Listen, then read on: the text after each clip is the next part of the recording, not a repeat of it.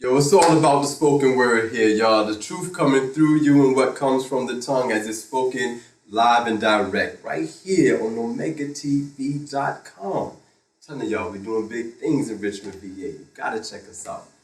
This next piece is something that I derived based on my observations of the unanimity of our struggle as African people all around the world. And it's one of those things that I feel is important for us to really understand how similar and connected those conditions are. The piece is untitled, so I still like to share it with you.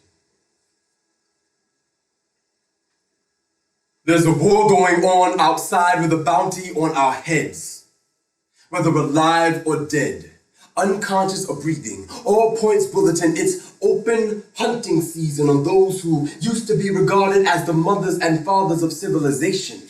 Original, woman and man of creation, children of African soil, once respected universally by many names, now victims of a vicious game of grand theft identity.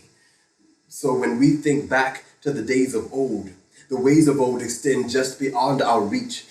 Born, breach to an illegitimate heir to our fortunes, opened our eyes for the first time to a dream world of distortions of reality, a fallacy that systematically disguises how we're used to fuel someone else's means of living, subsisting off the artificial breast milk of the capitalist machine that convened conferences to plan stealing your mother's virginity, severed your African identity to justify their claim to it, idled your fist and tongue in the face of your mother's rape, erased all traces of your historic birth record, redirected your loyalty to a now you call your land of captivity home.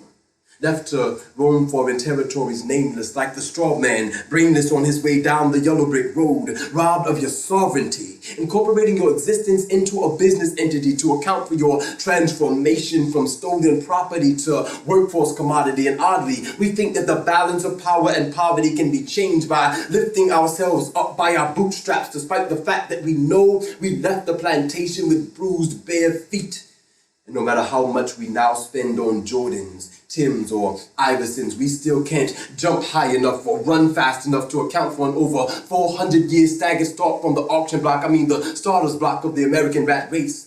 Our ears deafened to the sound of the starter's pistol from over 100 years of lynching souvenirs and the ancestors' tears that scream through the silence because we no longer respond to our original names.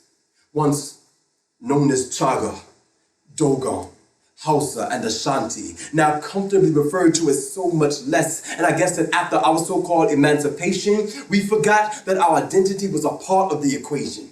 You see, Kunta Kinte didn't allow himself to be called Toby because he was down with the master scheme. No, it was a tactical means of survival. Yet with our arrival into the 21st century, we seem to be American dreaming in Technicolor with selective memory, forgotten, mangled flesh, broken spirits, and our minds dealt blows meant to render us dead.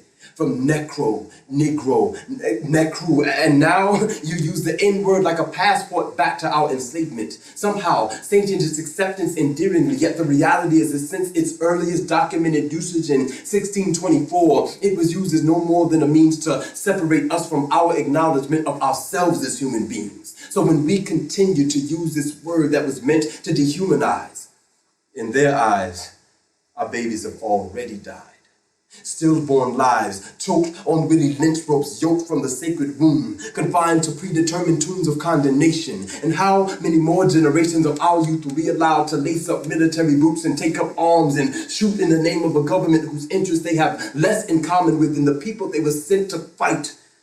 Simple wrong and right replaced with left and right-wing political agendas will ultimately support the same outcome, their power. We find equal opportunity in the possibilities of making $5.85 an hour, and anyone else who cannot be exploited for their labor becomes expendable. Thus you take lack or misdirection of marketable skills and no record deals and no jump shot, and then what you got? Have-nots trying to live out fantasy plots of lifestyles privileged to only a few.